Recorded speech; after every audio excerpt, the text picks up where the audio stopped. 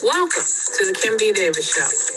Here we'll talk to the leaders in technology, culture, business, and the arts. We'll cover politics, advocacy, motherhood, writing, mental health, and mostly we'll focus on hope.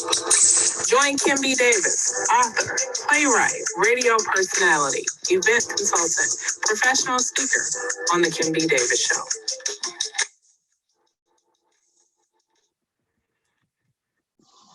Good evening and welcome to the Kim B. Davis Show. I'm your host, Kim B. Davis, and this evening we have a treat.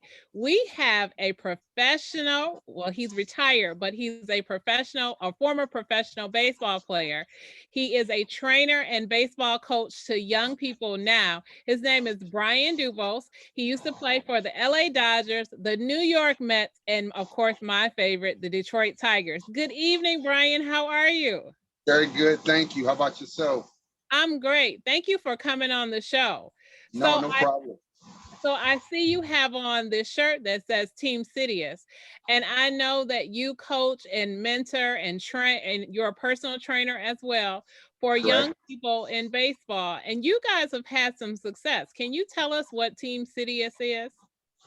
Okay, I'll give you the gist of pretty much what Team Citius is. We are a national baseball organization with over 77 teams across the country.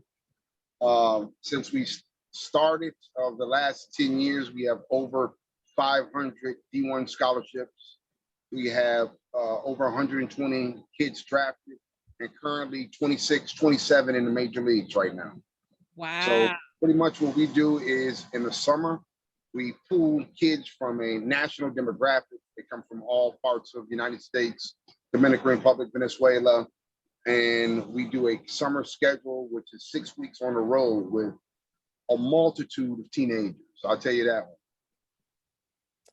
So what is it like, Brian, working with young people? Because you've played professionally for a very long time. You had a long career. You also played quite a bit in South America. Is that correct? Correct. I played professionally 12 years, 10 years Detroit, and a year apiece for Mets and Dodgers. And also got an opportunity to play 2 years in Venezuela and 2 years in Dominican Republic. So it was a great experience. I learned so many life lessons. I learned so many people from different demographics. I lived everywhere for the most part, in the United States and in other countries as well, also Taiwan. Wow, that's amazing. So were there some things that you encountered in your career that you learned a lesson and thought, wow, I wish somebody would have told me that, and you decided to teach the kids that? Well, I think one of the lessons I learned transitioning from a athlete to a entrepreneur was financial literacy.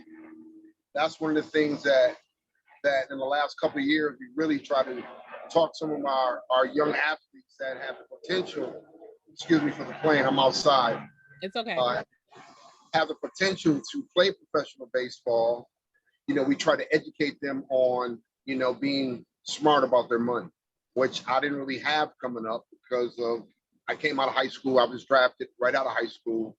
So I got in the Tigers farm system and I was under my agent's tutelage, in which my agent paid for everything, paid my bills, so on and so forth. So I didn't know these things until after I was out of baseball.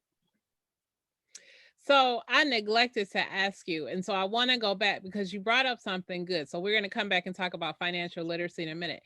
But when you retired from baseball, did you think that you wanted to be a baseball coach and a personal trainer? What made you decide to do that? Well, after I stopped playing baseball, I was kind of like lost because I didn't really know what to do. When you have a professional athlete for a multitude of years like that and you try to transition into the business world, it's not as easy as you think. But what made it, not going to say easy, what made it, pretty good for me was I had a competitive mind state. I was good at working with teammates. So I transitioned that over to some of the other jobs that I did after baseball. And then what happened is funny.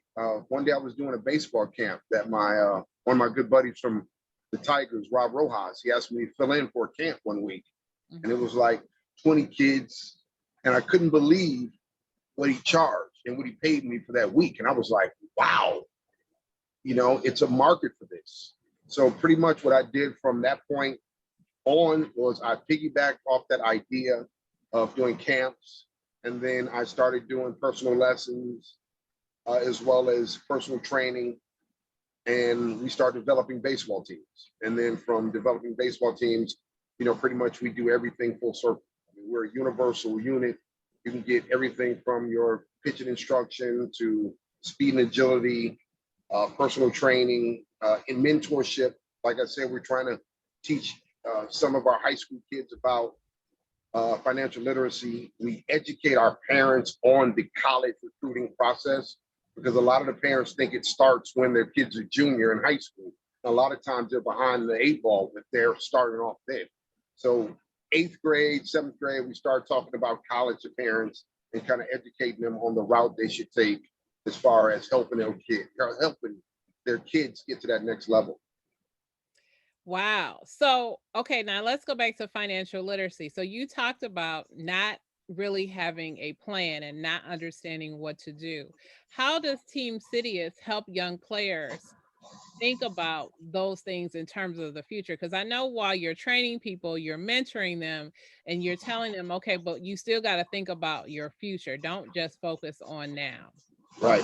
One of the things I think that we pride ourselves here at Team Citius is, I think last year and the year before, we had an organizational average of a 3.5 GPA for most of our kids.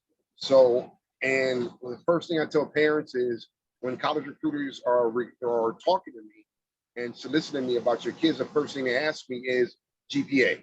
What's the grade point average? Mhm. So I think that's one of the things that we pride ourselves on, is keeping those kids at a higher curriculum. Well, on top of that, having a higher curriculum, also, we try to educate them on life after baseball. Everybody's not going to play Major League Baseball. And we're in the process of putting out a little segment on TikTok. I'm big on TikTok, Mhm. on the kids that played for us, went on to college to play, but didn't play professional baseball, but now are graduated, got the degrees, and working in society in an influential position. I mean, I have several kids that attorneys, kids that are financial bankers, and so on and so forth. I had some good. I was blessed with some good kids over the years. That's amazing, because that is important, that you can have a dream and for whatever reason the dream doesn't come the way that you want it to and it ends up being something else. And I'm sure that you have attorneys or kids who become attorneys who later might go into sports law or something like that, or maybe working with agents, because sports players need attorneys and you need people that you can trust. As you talked about, financial literacy is so important. Kids who decide to go into banking or financial services need to be able to provide services for those individuals. What do you talk to parents about? Because I know a lot of parents get really excited when their kids get scouted and recruiters start calling them. Do they start seeing dollar signs? Do you caution them to look out for certain things, or is it go with the first offer? How does that work? Well, for the parents here in the area I'm located, I'm in Tampa, Florida, in Hillsborough County.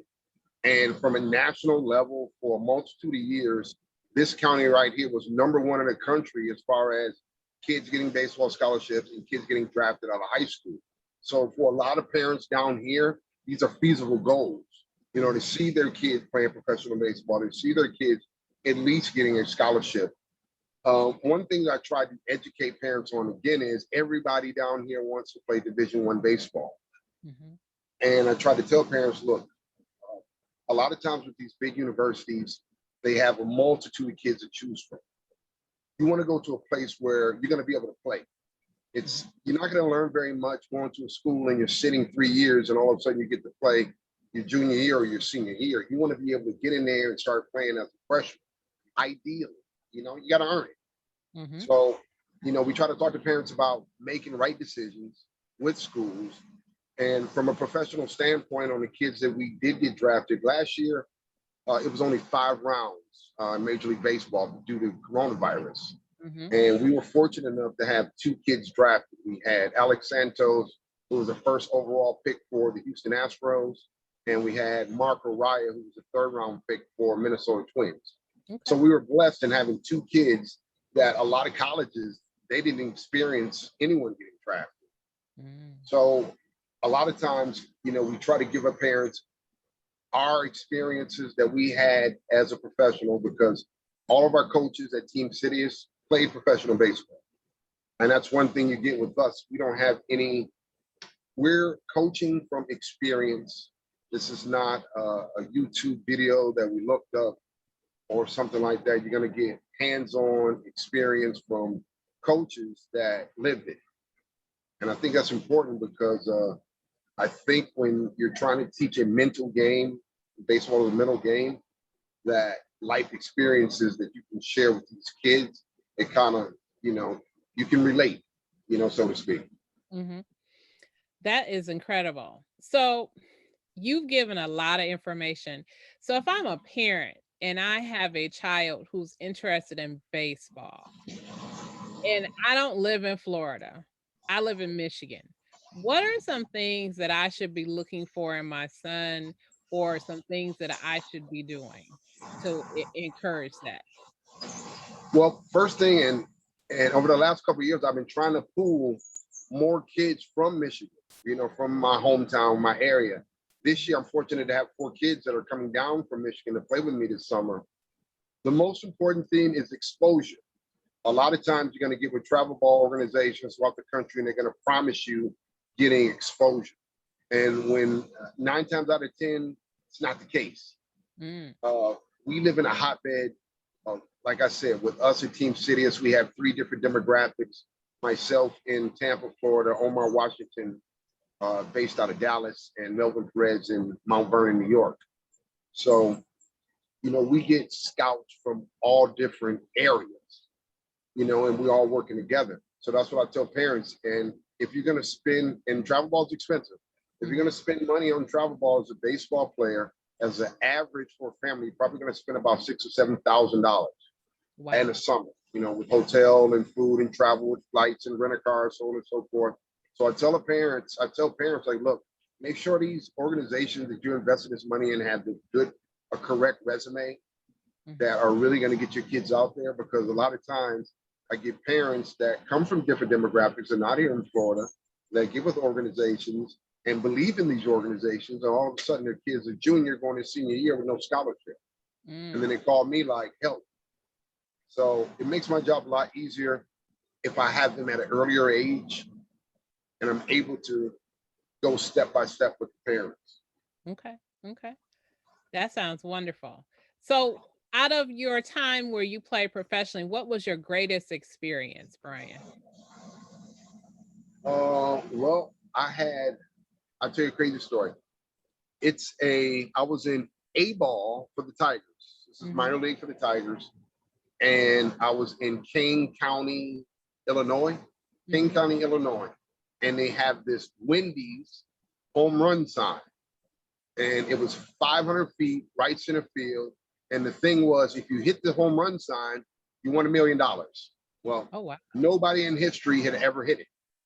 So we were taking batting practice before the game. Everybody on the team, everybody's trying to hit that glove, that home run Wendy's glove. Nobody could hit it. So first at bat of that baseball game, guy threw me a fastball and I was able to hit a home run, and it landed right in the middle of the glove. Wow. Right in the middle of the glove. Yeah. So I'm running around the bases going crazy, slapping, giving 5 to kids on the other team. They tackle me when I get to home plate or whatnot. And we were under the impression that I won $1 million, but somehow they finagled it and said it was for a home team only. And Wendy's, I think Wendy's ended up giving me like 20,000, and then like maybe another 20,000 in Wendy's coupons. But at the time I was so overconfident as a young man that I just thought that, hey, I'm going to make that million next year. I'll make it, this year or next year or whatever. So I wish I could take that back. What is one thing that you would say to any kid who has potential, who desires to play baseball, who wants to train, and you look at them and you say, you know what, I can work with you and I can help you get there. What would you say to that young person? Well, the thing is for me is work ethic. A Mm-hmm. lot of kids nowadays, and it's different, the different generations of kids, because I've been doing this 15 years. So I had an opportunity to see the different generations of the PlayStation era and the video game era. And I have kids all the time come up to me and say, hey, I want to play Major League Baseball. But they don't understand, in order to be a professional baseball player, you have to be in the top 5% in the world. Mm. In order to be in the top 5% of the world, you have to understand the discipline myself, peers around me would go through. I mean, it's a big sacrifice. It takes you away from your family because you have no stability. You're city to city. It's 162 baseball games you have. On top of spring training adds another 40. So you're gone. And what I tell kids that aspire to be in this position, it's an achievable goal, but do you want to put in the work? Mm-hmm. And the work is every day, every day. And a lot of times here, I think we get complacent because of we have so much technology. And when I get kids from other countries, they seem a lot more hungry. Mm-hmm. They're playing to get off the island where we're playing to, to be famous. They're playing to live. So Mm-hmm. it's a different hunger. It's a different work ethic. And it's interesting that you say that because I often hear that where people will say, the Dominicans are coming, the Puerto Ricans are coming, South America is here, and they're taking over baseball. Not as if they're taking it over, but there's such an influx. Is baseball losing its American flavor, do you think? I think that I had an opportunity to live in, like I said, Venezuela, Dominican Republic. And Mhm. I think that the kids have an advantage because one, uh, it's two different things. It's not like they go to school on an everyday basis out there. Mhm. They go to school for baseball. Mm. So you're 11, 12 years old. You're not in fifth grade. You're on the baseball field, Okay. you know? So it's a big difference. A lot of times when kids come from Latin America, they sign at 16, where the earliest in America we can sign is drafted at 18. Okay. So that's a different subject. We can get in that for a long time, but it just seems to me that the hunger for it is more so over there. I think the baseball IQ, when I get a 16-year-old from Latin America come over here, he is well above the baseball IQ than a normal 16-year-old I would have here. I have to say that. That's the truth. It's just because, at 16 over there, they're playing against 21-year-olds. Mm. Or 14, they're playing against 21-year-olds. So Mm-hmm. Mm-hmm. So you talk about work ethic, you talk about perseverance and being resilient. Those are all values that you instill in your kids, right? correct. In terms of mentorship. Absolutely. So I want to pivot a little bit because Florida is under fire right now for some things that have been said. So Governor DeSantis signed a new voting law into effect, and it became a very partisan issue where he had asked the media, except for Fox News. Fox News was allowed to be there. CNN and MSNBC were asked to not be in the same room where he signed it. As a Floridian, what is your thought on the new voting rights law? Well, I think what's going on is they're trying to make it harder to get out there and vote. I think I forget what percentage it is of voters that had mail-in ballots and what percentage of those were minorities. Mm-hmm. I think they're trying to, uh, That's what I think they're trying to do. I think they're trying to make it a lot harder for individuals to get out and vote because they don't think that a lot of people of color would go through all those red tape to get out there. We surprising them though. Absolutely. And it was said that 2020 was a very smooth election. It's been said that 2016 and 2018 that 1/3 of the state of Florida votes by mail. That is an incredible number. And to Right. see some of the activity that's happening around it, making it more difficult, it just seems a little bit confusing as to why people would actually do that. I agree with you totally. And on top of it, we are the capital of we are the retirement state. So Yes, we you have a are. lot of elderly people out here that can't really get out there like they used to, which so this voting that we had in the past really helped them. Hmm. So that's a little confusing also. It's very true. And you guys are, I believe you are the #1 state for relocation and retirement. Texas would be #2. They said lots of people have left New York and different places like that for places like Miami and Tampa, where you are. And then you have a local county sheriff from Polk County who said, don't register to vote and vote the way you did up north, or you'll get what they get, or you'll get what they got, end quote. Funny thing you say that. I lived in Polk County for a multitude of years. The Tigers spring training is in Lakeland. Mm. And coming from Detroit, I'll tell you a story. Coming from Detroit in 1989, 1990, and making that transition to come down here to Florida, it was a culture shock, so to speak, because as soon as I got down here, I was greeted with, how do I put this, traditional Southern ways that I wasn't used to. That up north, we thought this was a assassination of character, so to speak. Yes. So that area is a area where you don't want to mess around, especially if you're a person of color, because they will target you. I mean, for sure. I've had some run-ins back then, and I was able to, kind of not say talk my way out of it, but them not really harass me because I played for the Tigers. And first thing I say, I play baseball. I'm here from out of town, from Michigan. They left me alone. But I've seen others go through the ringer. So that area, I mean, is a delicate county.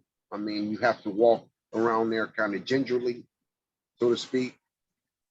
So I'll say that. That was a good answer. I completely understand. So a couple more questions before we go. So Okay.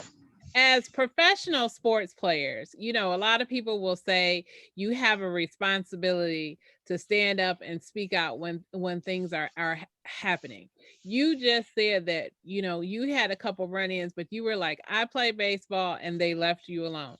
Do you think that it's fair? I'm not going to ask you should sports players, but do you think it's fair to put pressure on sports players to actually make a stand or not?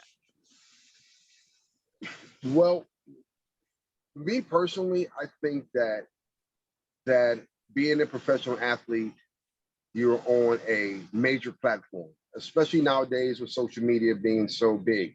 Mm-hmm.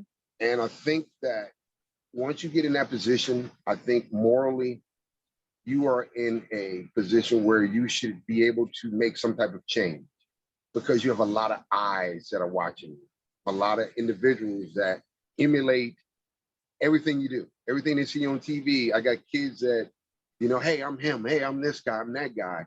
And I don't think as a professional, you really understand the multitude of influence that you have.